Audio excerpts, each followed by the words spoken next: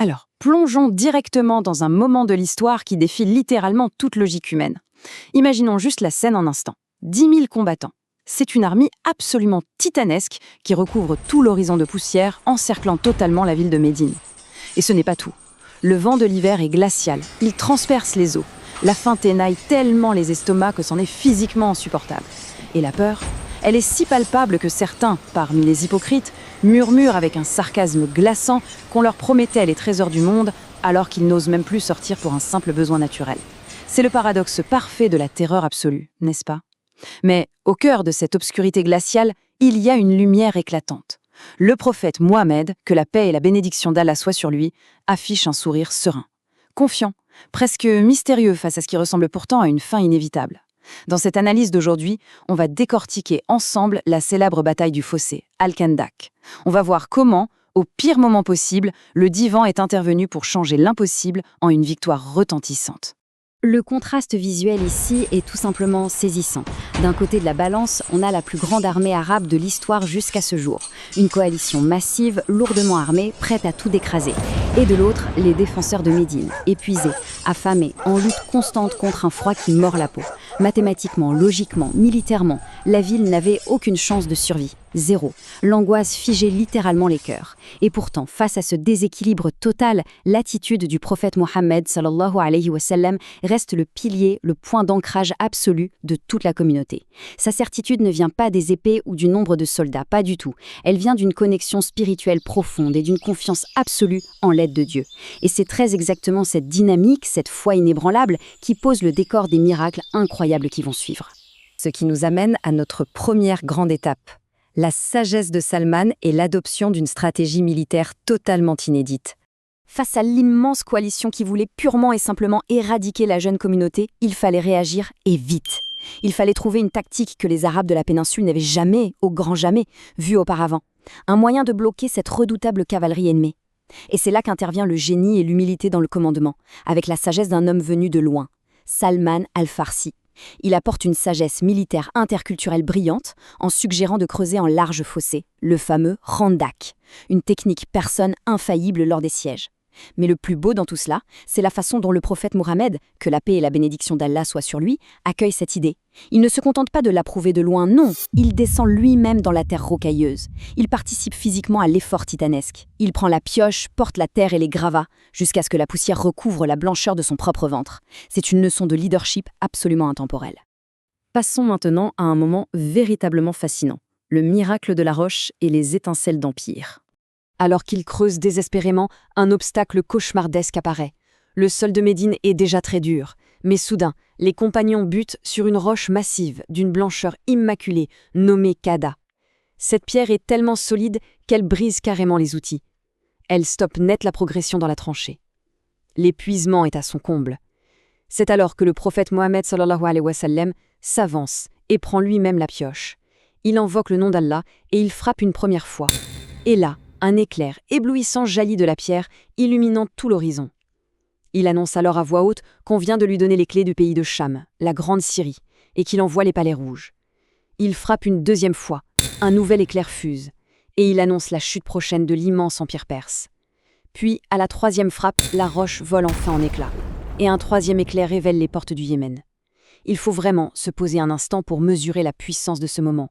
Ces hommes meurent de faim, ils sont cernés dans un fossé, luttant pour survivre, et pourtant le prophète Mohammed, que la paix et la bénédiction d'Allah soient sur lui, leur dessine la carte d'un monde nouveau, promettant que les plus grandes superpuissances s'inclineront devant le message de l'islam. C'est tout simplement vertigineux. Et cela nous conduit naturellement à un autre instant d'une grande douceur au milieu du chaos, la bénédiction du repas, un véritable miracle prophétique.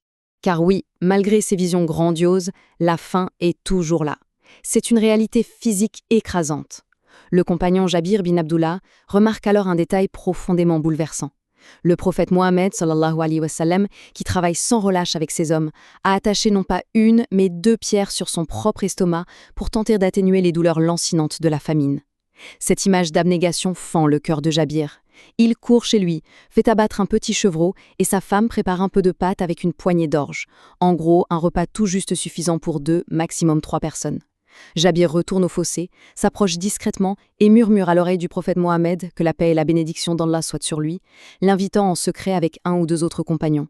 Mais à la stupéfaction générale, le prophète Mohammed sallallahu alayhi wa sallam se redresse et crie à pleine voix à tous les creuseurs du fossé que Jabir leur a préparé un festin, invitant tout le monde à venir. Il suffit d'imaginer un instant la panique absolue de Jabir à ce moment précis. Car on ne parle pas de 10 ou 20 personnes. Ce chiffre affiché ici donne le vertige. 1000. 1000 hommes épuisés et affamés convergent vers la toute petite maison de Jabir. Le prophète Mohammed, que l'appel à bénédiction d'Allah soit sur lui, donne une consigne stricte : ne touchez à rien avant mon arrivée. Il s'approche, bénit la nourriture et le miracle opère. Les hommes entrent par petits groupes de 10, ils mangent tous à satiété. 1000 hommes qui se rassasissent complètement. Et le clou du spectacle. Une fois le tout dernier soldat repu, la marmite bouillait toujours avec exactement la même quantité de viande et la pâte continuait d'être cuite comme si on n'y avait jamais touché. C'est la bénédiction divine à l'état pur, défiant les lois de la matière pour soutenir ceux qui se battaient pour la vérité. Nous en arrivons au dénouement de ce siège étouffant, les vents de la victoire et l'intervention des soldats invisibles.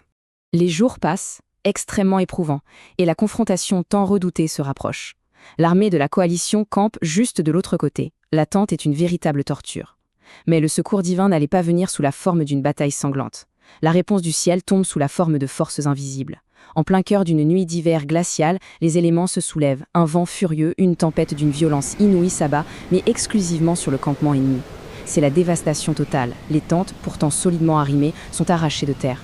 Les lourdes marmites sont renversées, dispersant la nourriture.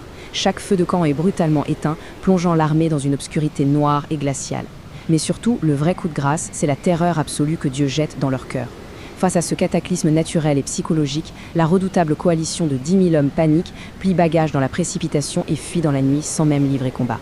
La victoire est totale, pure et manifestement divine.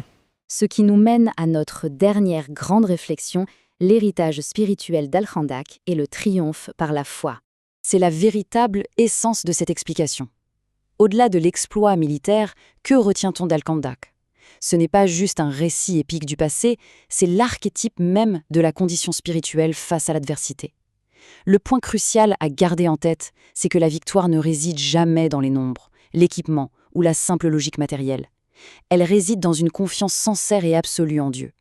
Quand le monde entier semble se refermer sur nous, tel un fossé infranchissable, avec ses pressions étouffantes, il convient de se rappeler cette certitude éclatante du prophète Mohammed sallallahu alayhi wa sallam. Alors qu'il frappait la roche dans l'obscurité et la faim, son cœur était totalement illuminé par la conviction que le soulagement divin est une promesse inévitable. Et c'est sur cette question profonde que se clôture notre analyse. Quand la vie dresse un mur qui semble totalement insurmontable ou qu'elle creuse un fossé paralysant, vers quelle source de délivrance décide-t-on de se tourner ? La réponse se trouve dans le magnifique héritage de ceux qui ont creusé avec foi.